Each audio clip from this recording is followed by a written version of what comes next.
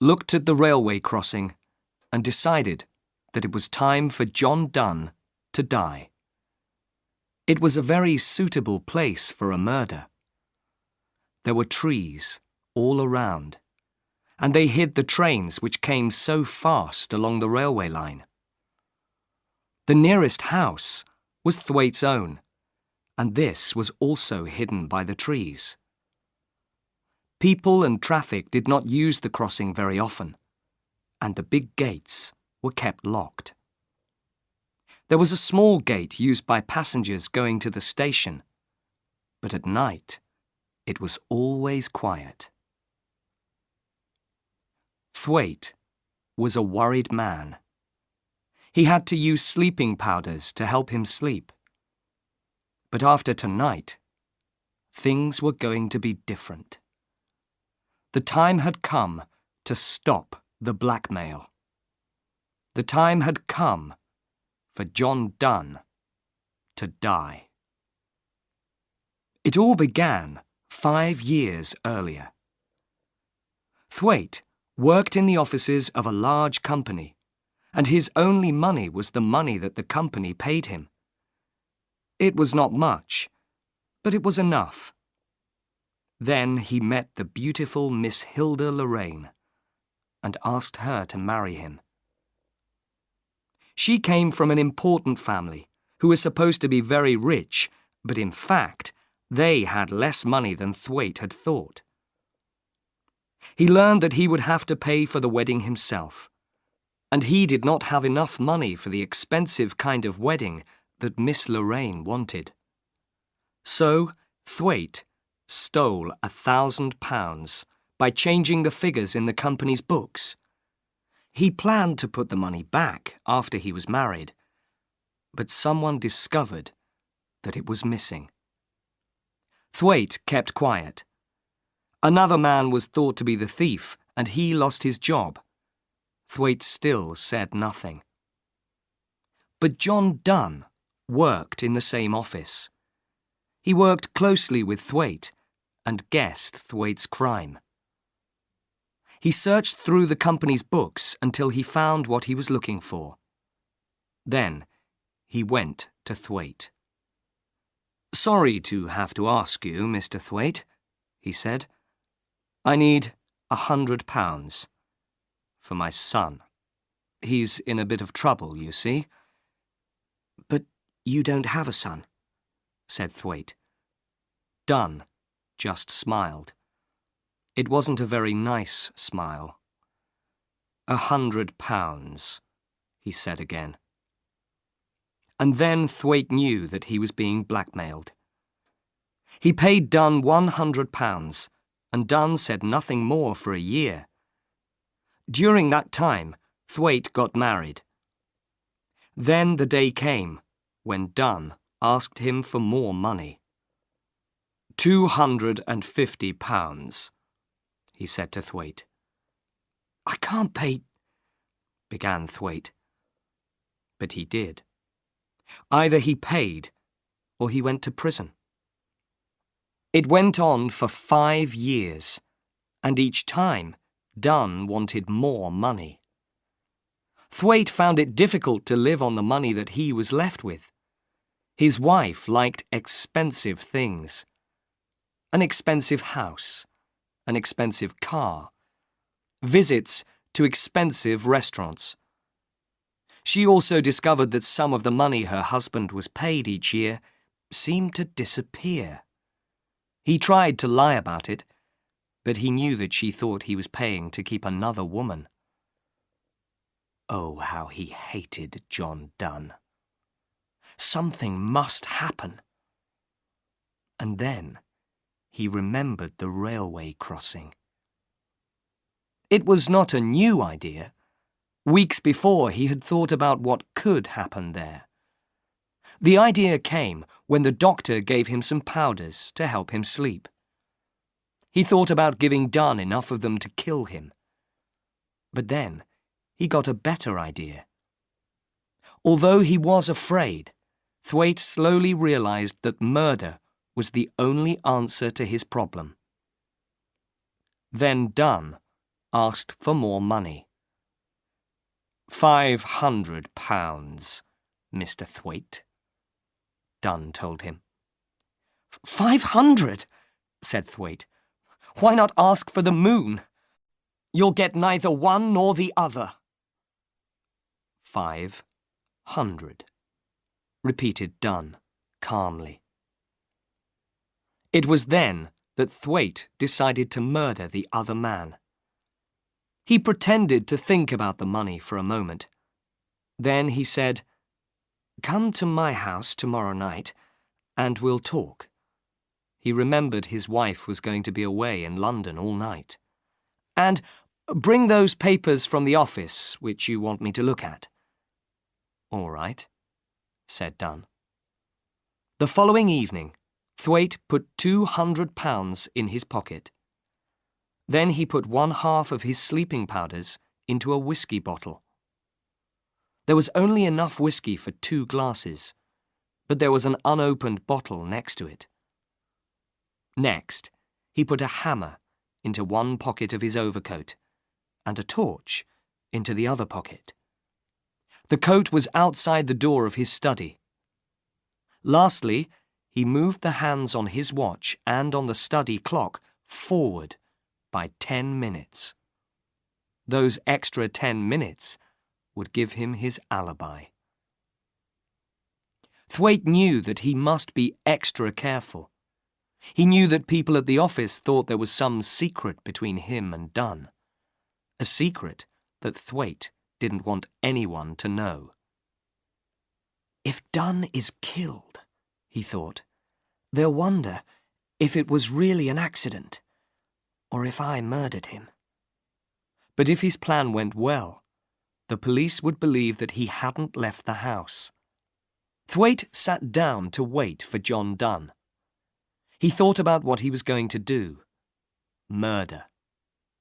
He could almost see his hand holding the hammer above Dunn, could hear the awful sound of it crashing down onto the man's head. He could see Dunn's dead body. Dead, all except the eyes, which looked at Thwaite, followed him everywhere he went. He tried to calm himself. He remembered why he was doing this. When Dunn was dead, his problems were over. Half an hour later, Dunn arrived. Jane opened the door. Jane was the servant who lived in the house with Thwaite and his wife. She brought Dunn into the study. Thwaite smiled in a friendly way. "Oh, good. You've brought those papers for me to see, Dunn. Thank you." After Jane left, the two men looked at each other. "Give me the papers," Thwaite said. "I'll look at them now that you've brought them." 15 minutes later, he gave the papers back to Dunn and sat back in his chair. "Now, about that other matter." He got up. "But why not have a drink first?" "No, thank you," said Dunn. He looked afraid. "What are you afraid of?" said Thwaite. He gave Dunn the opened whiskey bottle and 2 glasses. "We can both drink the same whiskey, if you like. Here, you do it." After a moment, Dunn put whiskey into each glass. Then he waited until Thwaite drank, before he drank his own. Thwaite watched him. How long before the other man began to feel sleepy? Thwaite needed all of one sleeping powder to make him sleep, but Dunn did not usually take them. "Listen, Dunn," said Thwaite. "I haven't got £500, but I can give you this." He took the money from his pocket and put it on the table. Dunn counted it. 200, he said with a laugh. "Are you trying to be funny?" "I'm not saying it will be the last," said Thwaite. "Take it now and be pleased that you've got it." Dunn shook his head. 500, Mr. Thwaite. I've told you, I can't do it, said Thwaite. And I won't do it. You can tell everyone what I did. I don't care anymore. It's been 5 years, and I've done a lot of good work for the company during that time. I saved them a lot more than £1,000. I'll sell this house and pay them back. I'll take my punishment. Then I'll go and live in another country and give myself a new name. And your wife? Said Dunn. My wife will leave the country first, Thwaite told him. She'll wait for me to come out of prison. It won't be more than 2 or 3 years. So, you can take the £200, or you can do your worst. The powder in the whiskey was beginning to make Dunn sleepy. He looked stupidly at Thwaite, and Thwaite began to worry. Had he given the other man too much? He looked at the clock. There was not much time left. Will you take it or leave it? Asked Thwaite. 500, said Dunn in a heavy voice. I want 500. You can go and do your worst, said Thwaite. Dunn held out a shaking hand. Come on, pay me. Thwaite began to worry again. Are you feeling all right, Dunn? Have some more whiskey. He opened the other bottle and put some whiskey in Dunn's glass. Dunn drank it, and it seemed to make him feel better. That was strange, he said.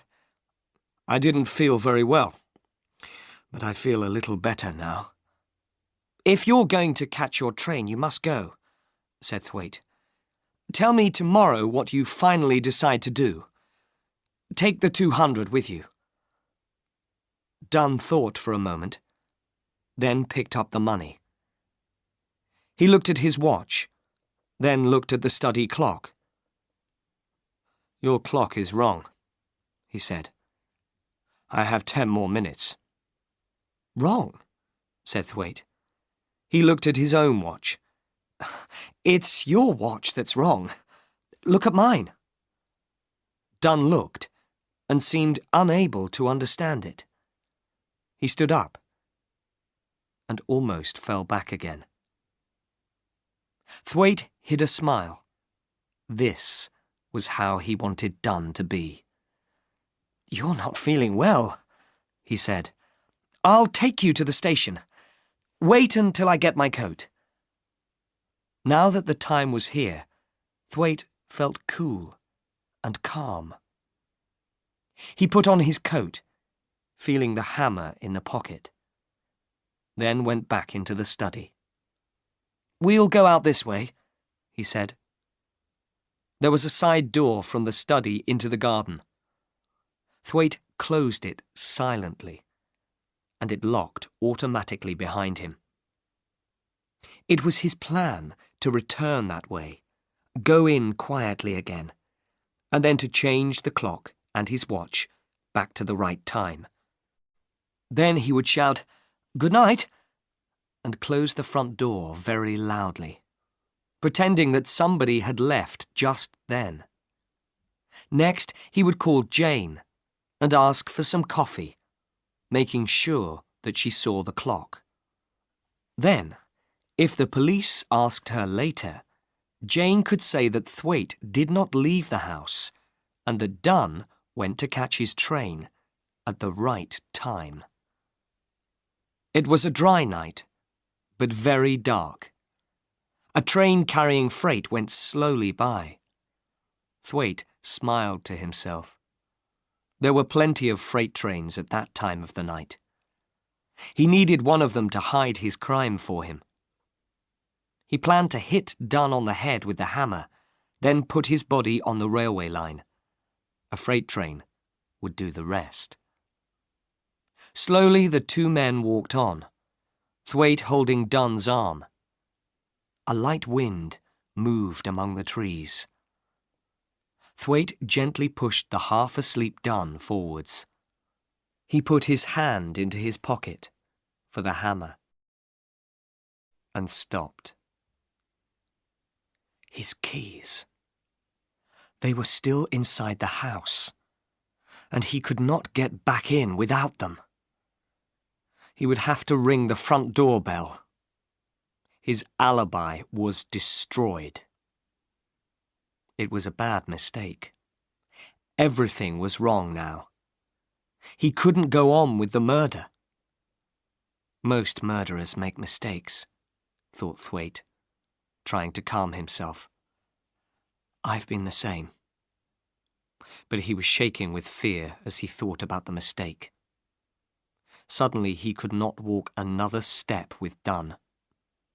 "Good night," he said to the other man.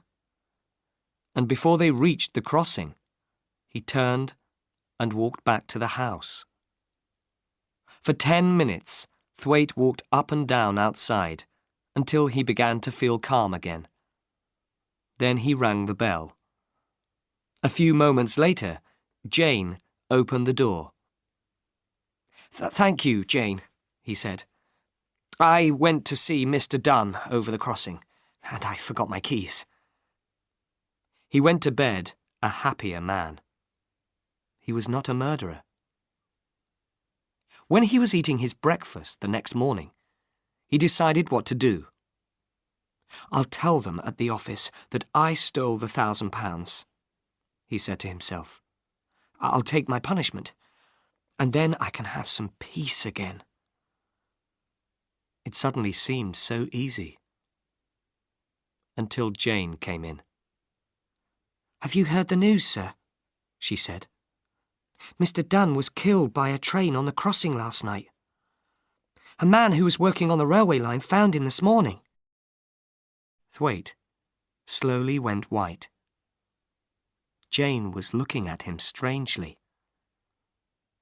What was she thinking? What story did he tell her the night before? He couldn't remember. "Dunn killed," he said. "How terrible, Jane. I'll go down." The body was in a small railway building near the line. There was a policeman outside. "A sad accident, Mr. Thwaite," the policeman said. "You knew the man, didn't you, sir?" "He worked in my office," replied Thwaite. "He was with me last night, discussing business. I suppose this happened on his way home. It's terrible." "It's very sad, sir," said the policeman. "But accidents will happen." "I know that," said Thwaite. "But I wish he hadn't drunk so much of my whiskey. I was going to walk with him to the station." The policeman looked closely at Thwaite. "And did you, sir?" "No," said Thwaite. "The cold night air seemed to make him feel better. I turned back before the crossing." The policeman said no more. But later that day, 2 more policemen came to the office. "Have they talked to Jane?" wondered Thwaite. Again he told them, "I left Dunn before we reached the railway crossing." They wrote down what he said to them, then went away. Next day, they came back. There were things that Thwaite could not explain to them. Why did the whiskey bottle contain what was left of a sleeping powder?